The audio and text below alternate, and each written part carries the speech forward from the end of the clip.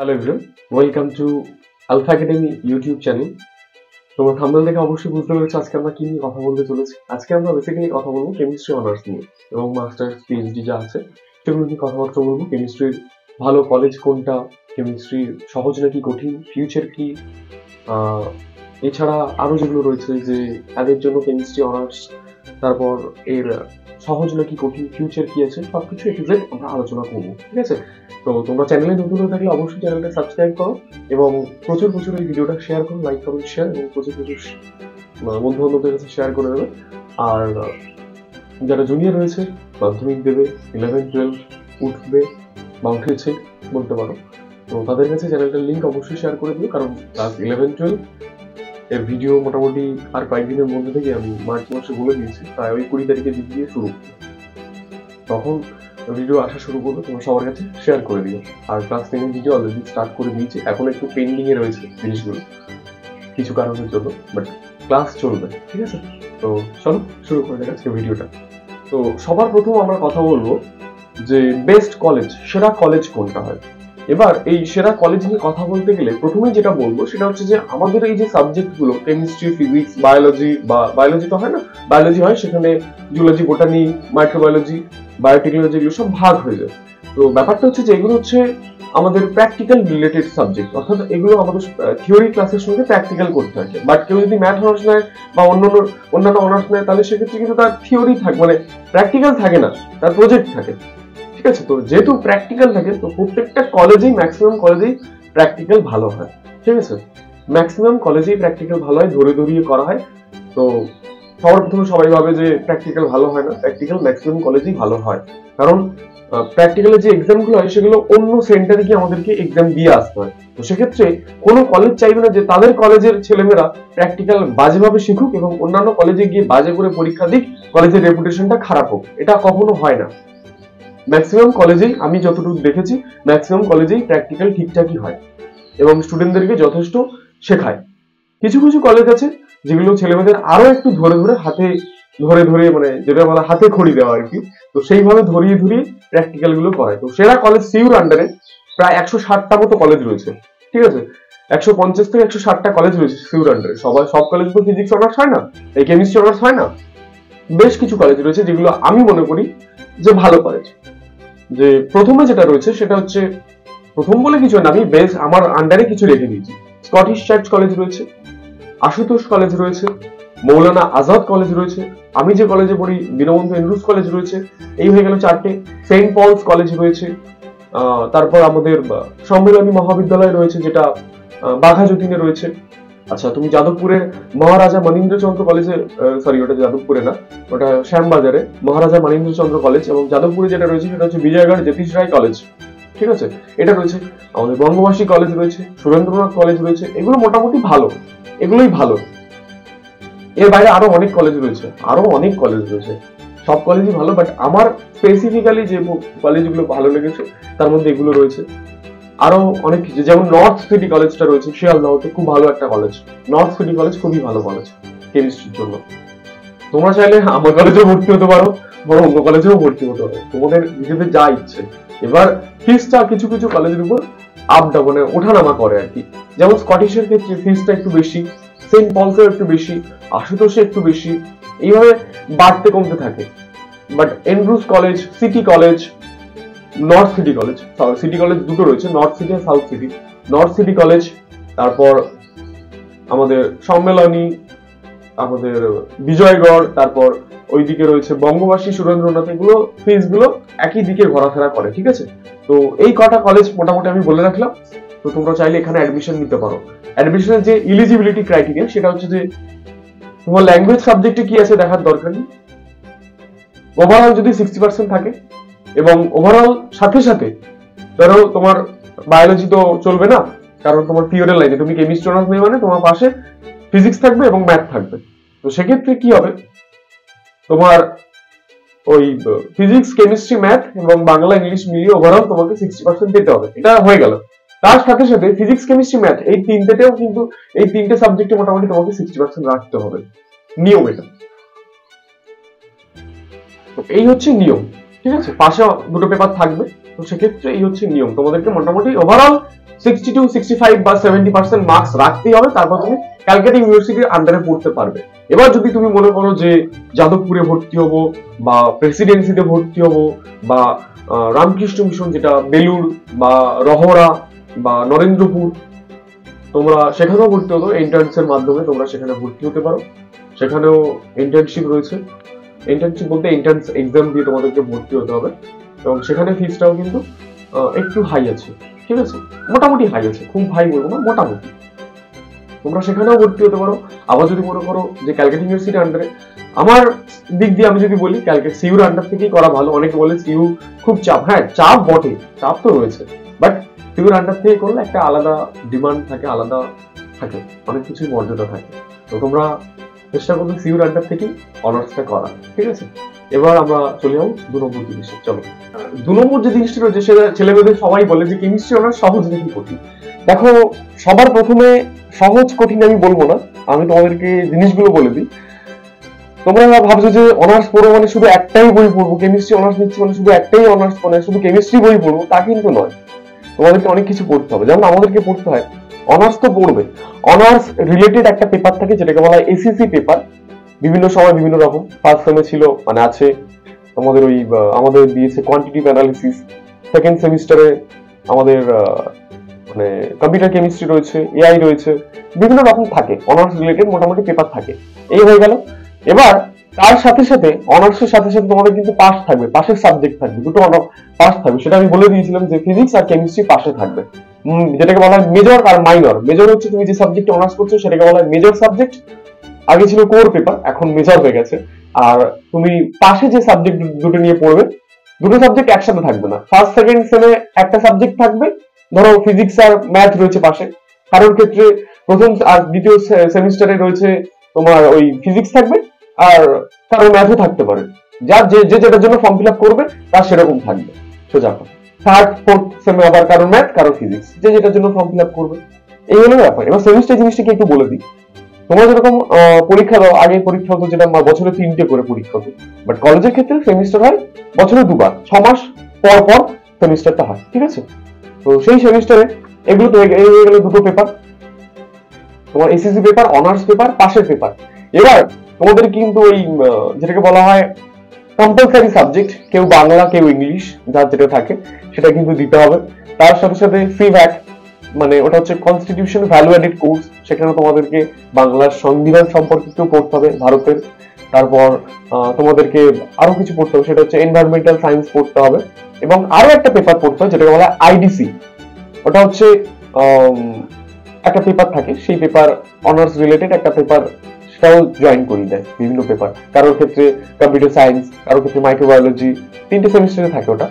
তো এরকম ভাবে বিভিন্ন সময় বিভিন্ন কলেজ নিজেদেরকে স্টুডেন্টদেরকে সিলেকশন করতে বলে, আবার বিভিন্ন কলেজ তারাই সিলেক্ট করে দেয়, সেটা সম্পূর্ণ কলেজের উপর ডিপেন্ড করবে। তো এই মোটামুটি কতগুলো পেপার আমি তাহলে বলে দিচ্ছি। অনার্স পেপার, এসিসি পেপার, মাইনর পেপার যেটাকে বলা হয় পাশের পেপার, তার সঙ্গে এইসি পেপার। এইসি পেপার হচ্ছে কম্পালসারি, যেগুলো কারোর বাংলা কারোর ইংলিশ। তারপর 5 নম্বর যেটা রয়েছে সেটা হচ্ছে আইডিসি। তারপর 6 নম্বর যেটা রয়েছে সিভ্যাট, কনস্টিটিউশন ভ্যালু অ্যাডেড কোর্স, তার মধ্যে ওই বাংলা সংবিধান সম্পর্কে থাকবে এবং এনভায়রনমেন্টাল সায়েন্সটা থাকবে। তো এবার তোমরাই বোঝো যে অনার্সটা সহজ নাকি কঠিন। টানতে পারলে খুব, কোনো অনার্সই সহজ না, আমি একেবারেই সত্যি কথা বলে দিচ্ছি, কোনো অনার্স সহজ না। তুমি বাংলা অনার্স যদি নাও, ইংলিশ অনার্স যদি নাও, হিস্ট্রি নাও, জিওগ্রাফি নাও, সায়েন্সের ক্ষেত্রে zoology, botany, microbiology, physics, chemistry, math, যাই নাও, অনার্সে সিরিয়াস হতে হবে। 12 পর্যন্ত যা করেছো অনেক করেছো, বাট যখনই তুমি অনার্স নেবে তুমি নিজেই বুঝতে পারবে, আমার কথাগুলো তখনই বুঝতে পারবে যখন তুমি অনার্সটা নেবে এবং ক্লাসটা শুরু করবে। জিনিসটা অনেক আকাশ পাতাল তফাৎ। তোমাদের যেরকম মাধ্যমিক থেকে ক্লাস 12 10 বইটা একদম পাতলা ছিল, এইটুখানি বই ছিল, যখন তোমাদেরকে 11 ফেলে দিল তখন বইটা হয়ে গেল হঠাৎ করে 700 800 1000 পেজের বই। তো সেক্ষেত্রে এখানে 700 800 পেজ না, এখানে আরো বেশি থাকে, সেক্ষেত্রে অনেক চাপ থাকে। Honours chemistry, honours physics, honours কোনো অনার্সই ইজি না, মনে হবে ইজি, বাট ইজি না। 4 বছরের কোর্স ইজি, একদমই ইজি না। তুমি যদি মনে করো যে হ্যাঁ আমি যা করেছি সেগুলো ভুলে যাবো, আরো ভালো করে পড়বো, দেখো তোমাদের স্পেসিফিক কিছু টিচারও যদি কেউ নিতে চাও আমাকে কমেন্ট করো, আমার ডেসক্রিপশন বক্সে সেখানে আমার নাম্বার দেওয়া রইল, মানে সেখান থেকে তোমরা আমাকে হোয়াটসঅ্যাপ করতে পারো, আমি নম্বরও দিয়ে দেবো, যাদের কাছে কেউ যদি কেমিস্ট্রি অনার্স পড়তে চাও। তো এই হলো ব্যাপার, সহজ না কঠিন এবার আমি বলতে পারছি না, তোমরা বুঝে নাও। আমার যা বলার আমি পেপারগুলো সম্পর্কে বললাম, পড়তে হবে, পড়তে তো হবেই। তো কেমিস্ট্রি অনার্স সহজ না, পড়লে সহজ হয়ে যাবে যদি দিনের পড়া দিনে পড়ে নাও। আমি আবারও বলেছি, প্রত্যেকটা ক্ষেত্রেই বলি, সব ক্লাসেই বলি, দিনের পড়া দিনে পড়ে দিলে কোনো কিছুই কঠিন লাগে, সবকিছুই সহজ লাগে। এবার ডিপেন্ড করছে তোমাদের উপর, তোমরা কিভাবে পড়বে, যেভাবে পড়বে সেভাবে সাবজেক্টটা লাগবে। যদি একটা সাবজেক্ট ভালোবেসে ভালো করে পড়ো, বারবার বোঝার চেষ্টা করো, বুঝতে না পারলে বারবার বুঝে পড়ার চেষ্টা করো, তাহলে সাবজেক্ট অবশ্যই সহজ লাগবে, না হলে কিন্তু কঠিন লাগবে, চাপ লিখে যাবে। এখন ডিসিশনটা তোমাদের, ঠিক আছে? তাহলে আবার নেক্সট পার্টি যাই, 3 নম্বর জিনিসটা যেটা রয়েছে সেটা যাবো। এবার ছেলেমেয়েকে যেটা মানে প্রশ্ন থাকে যে আমি তো কেমিস্ট্রি অনার্স করবো, অনার্সে তো চাকরি নেই, আমার তো এসএসসি নেই, মানে স্কুল টিচিং এর অপশন নেই, তাহলে আমি কি করবো? কেমিস্ট্রি এমন একটা সাবজেক্ট, যে সাবজেক্টটা পড়লে তুমি খেয়ে পড়ে অন্তত বাঁচতে পারবে, এরকম একটা সাবজেক্ট। তো যার হিউজ ডিমান্ড রয়েছে, প্রচন্ড ডিমান্ড রয়েছে, সেটা আমাদের কান্ট্রিতে হোক, আমি স্টেটের কথা বলবো না, আমাদের কান্ট্রিতে হোক, এবং স্টেটে রয়েছে, বাট আমাদের কান্ট্রিতে হোক, অন্যান্য স্টেট বিশেষ করে যেগুলো হায়দ্রাবাদ, গুজরাট, তারপর দিল্লি, চেন্নাই, এগুলোতে প্রচুর ডিমান্ড রয়েছে কেমিস্ট্রি। অন্যান্য স্টেটেও রয়েছে, বাট এগুলোতে একটু বেশি রয়েছে, শহর আর কি। তো এই হচ্ছে ব্যাপার। এবার ছেলেমেয়েদের যেটা দাবি থাকে যে ফিউচার কি, আমি কি করব। তোমরা এখন জানো যে বিভিন্ন রকম কোটা সেন্টার বা বিভিন্ন রকম ইনস্টিটিউশন ওপেন হয়েছে নিট জেইর জন্য, বা যারা বিএসসির পর এমএসসি দেবে, মাস্টার্স এক্সাম দেবে এন্ট্রান্সের জন্য। তো তোমরা সেখানে বিভিন্ন রকম ইনস্টিটিউশনে যুক্ত হতে পারো। 1 নম্বর তোমাদেরকে মাস্টার্স করে পিএইচডি করে। এবার একটা কথা বলে দিই, ফিউচার কথাটা বলতে এসে যেটা আমার প্রথম একটা কথা বলার দরকার ছিল, সেটা হচ্ছে যে এই অনার্স পড়তে এসে এই চিন্তাটা করলে হবে না যে আমার সময় নেই, তাড়াতাড়ি করতে হবে।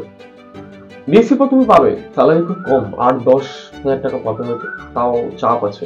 বিএসসির পর এইরকম স্যালারি পাবে, বাট মাস্টার্স করার পর ভালো জায়গা থেকে মাস্টার্স করলে অবশ্যই তোমার স্যালারি অনেকটাই থাকবে, এবং তুমি যদি অ্যাব্রোডে যাও বা অন্যান্য কান্ট্রিতে যাও, তোমার স্যালারি অনেক বেশি থাকবে, যেটা তোমার ধারণা কেউ। তো লাখ টাকার চাকরি আছে কেমিস্ট্রি অনার্স, মাস্টার্স করলেও চাকরি আছে, বাট গ্রাজুয়েশনটা করলে হয় না অতটা, বাট মাস্টার্সটা করলে অবশ্যই হয়। তো সেখানে যেটা হয় ফিউচার, আমি বললাম যেটা, যে একাডেমিক লাইন আছে, ইন্ডাস্ট্রি লাইন রয়েছে। একাডেমিক লাইন আমি বললাম টিচিং, প্রফেসর হতে পারো কলেজে, বিএসসি, এমএসসি, দেন পিএইচডি, এটা করতে পারো। স্কুল টিচিং যদি হয় তাহলে হবে। সরকারি চাকরির জন্য সব চাকরিতে বসতে পারবে তোমরা, যে কোনো চাকরির পরীক্ষায় তোমরা বসতে পারবে কেমিস্ট্রি অনার্স নিয়ে। এবার চলে আসি আমাদের ইন্ডাস্ট্রিয়াল লাইনে। তোমরা এই যে এত কিছু জিনিস খাও, ইউজ করো, ওষুধ 1 নম্বর, 2 নম্বর হচ্ছে বিভিন্ন রকম এই কোল্ড ড্রিঙ্কস খাও, কোকা কোলা, থামস আপ, মাজা, তারপর পেপসি, আরো লিমকা, যা রয়েছে যত রকম এই কোল্ড ড্রিঙ্কস রয়েছে সেগুলো। তারপর তোমরা এই যে এত কেমিক্যালস ইউজ করো, এত পেস্ট, টুথপেস্ট, সাবান, শ্যাম্পু, আরো যত কিছু ইউজ করছো, এগুলো সবকিছু কেমিস্ট্রি। তুমি সেখানে বিভিন্ন রকম ইন্ডাস্ট্রিতে ঢুকতে পারো। পেইন্ট, এই যে রং হচ্ছে, ঘর বাড়ি রং হচ্ছে, বিভিন্ন রকম পেইন্টের ফ্যাক্টরিতে তোমরা ঢুকতে পারো। তারপর এই যে এত যে প্লাস্টিকের জিনিসপত্রগুলো তৈরি হয়, সেটাও কিন্তু কেমিস্ট্রি। তো তোমরা সেখানে ম্যানুফ্যাকচারিং হিসাবে ঢুকতে পারো, কোয়ালিটি কন্ট্রোল ম্যানেজার হিসেবে ঢুকতে পারো। দেখো বিএসসির পর কেমিস্ট্রি খুব একটা স্কোপ নেই, মাস্টার্সের পর তুমি গেট এক্সাম দিতে পারো কোয়ালিফাই করে, সেখানে অনেক চাকরি রয়েছে। তারপর আরো অনেক কিছুই রয়েছে, যেমন প্রোডাকশন ম্যানেজার হতে পারো, বা বিভিন্ন এক্সাম দিয়ে তুমি চলে যেতে পারো অ্যাব্রডে, গেট। তারপর বিএসসির পর তুমি চেষ্টা করবে যে মাস্টার্সটা বিভিন্ন রকম সিইউতে পেলে খুবই ভালো, আর যদি না হয় তাহলে চেষ্টা করবে ভালো কোনো ইনস্টিটিউশন, যেমন আইআইটিস, এনআইটিস, ভিআইটিস, আইআইএসটি, আরো অনেক কিছু রয়েছে। তোমরা বিএইচইউ, বেনারস হিন্দু ইউনিভার্সিটি, আরো অন্যান্য অনেক রয়েছে ইউনিভার্সিটি, সেখানে তোমরা জয়েন হতে পারো। সেখান থেকেই তোমাদেরকে প্লেসমেন্ট দেওয়া হয় অফ ক্যাম্পাস এবং ইন ক্যাম্পাসে, না হলেও তোমরা নিজেদের থ্রুতেও চাকরি বাকরি পেয়ে যাবে। তো আমাদেরকে সেটাই বলা হয় কেমিস্ট্রি অনার্সে, যে গ্রাজুয়েশনটা ঠিকঠাক করে করো এবং মাস্টার্সটা তারপরে ঠিকঠাক করে করো। 4 বছর, 2 বছর, 6 বছরটা ভালো করে পড়াশোনা করো, দেন তোমার ফিউচার পুরো ব্রাইট। নট ডার্ক, ব্রাইট, সম্পূর্ণ উজ্জ্বল। কারণ কেমিস্ট্রি সাবজেক্টটাই এমন যে যার ফিউচার নিয়ে আজকের দিনেও কোনো সমস্যা নেই এবং ভবিষ্যৎ দিনেও কোনো সমস্যা থাকবে না। এটা এই মুহূর্তে বললে অনেকে হয়তো বলবো যে কি বেকার জিনিস বলছে, বাট না, অ্যাব্রোডে তুমি যদি যাও, এমএসসি কেমিস্ট্রি যদি করো, তুমি এমএসসি কেমিস্ট্রিতে যদি মাস্টার্স করো, আইআইটি বা এনআইটি থেকে কোথাও থেকে যদি করো, তোমার মিনিমাম স্যালারি হবে 1.5 লাখ থেকে 1,80,000 পার মান্থ, প্রতি বছর না, পার মান্থ বলছি। তাও তার ডিউটি হবে সকাল 10টা থেকে বিকেল 5টা পর্যন্ত। যেই 5টা বাজবে তারপর আর কোনো গল্প নেই ল্যাবে। তো এবার তোমাদের ডিসিশন, শুধু তো চাকরির যে স্যালারিটা দেখলে হবে না, পড়তে হবে। এবার ডিসিশনটা তোমাদের। ফিউচার অনেক কিছুই রয়েছে, আরো যদি তোমাদের জানার ইচ্ছা হয় ডিটেলসে আমাকে কমেন্ট করো, আমি সবকিছুই আমি কমেন্ট বক্সে আমি দিয়ে দেবো। আরো কত রকম অপশন রয়েছে, কেমিস্ট্রি কত রকম ভাগ হয় সেটাও বলে দেবো। কেমিস্ট্রি তুমি যদি গ্রাজুয়েশন করো, গ্রাজুয়েশনে তোমার মোটামুটি 3-4টে থাকবে।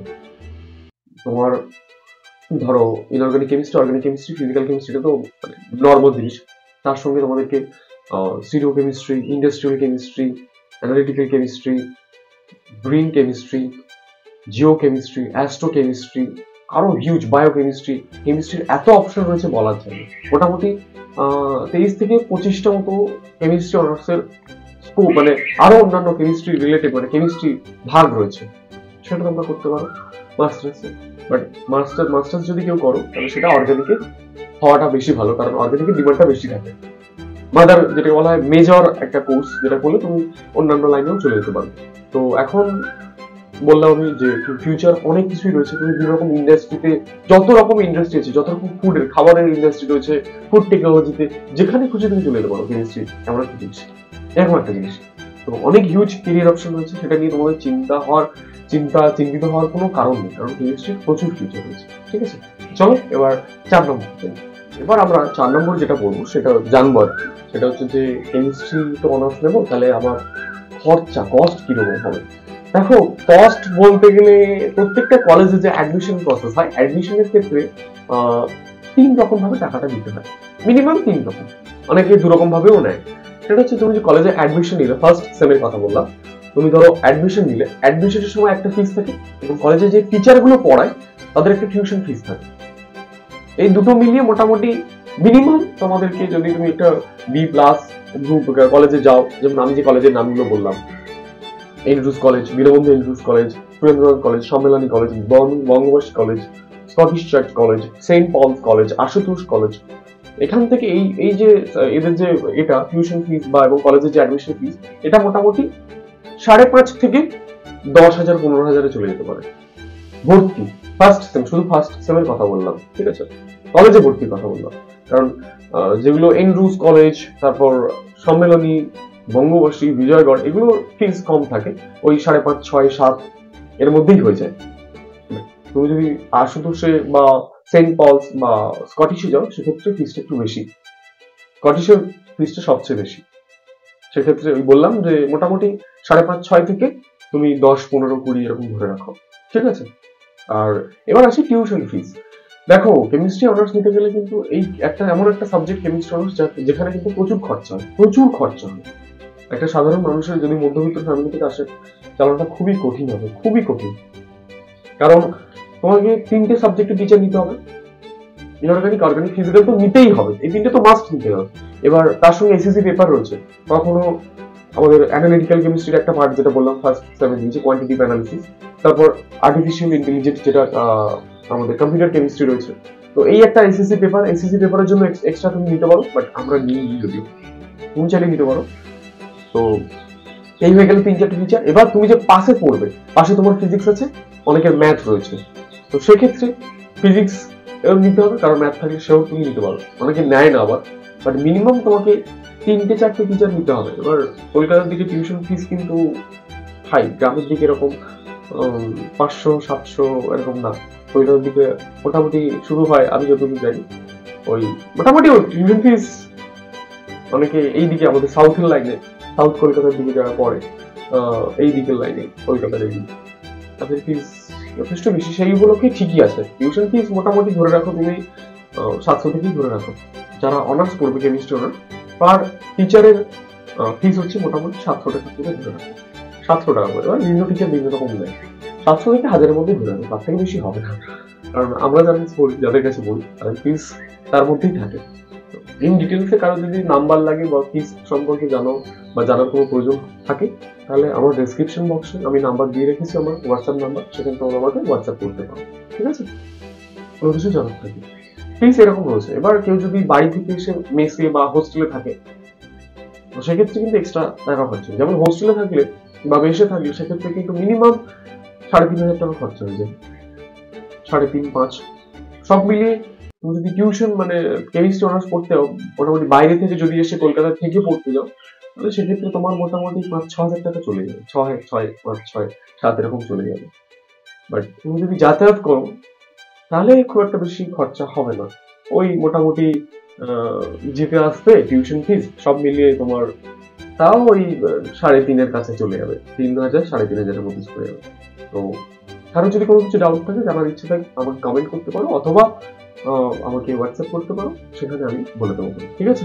এবার লাস্ট জাম্প, চলো লাস্ট টপিক, আজকে কেমিস্ট্রি অনার্সের লাস্ট জিনিস বলি। চলো যেটা আসছি যে কেমিস্ট্রি অনার্স কাদের জন্য।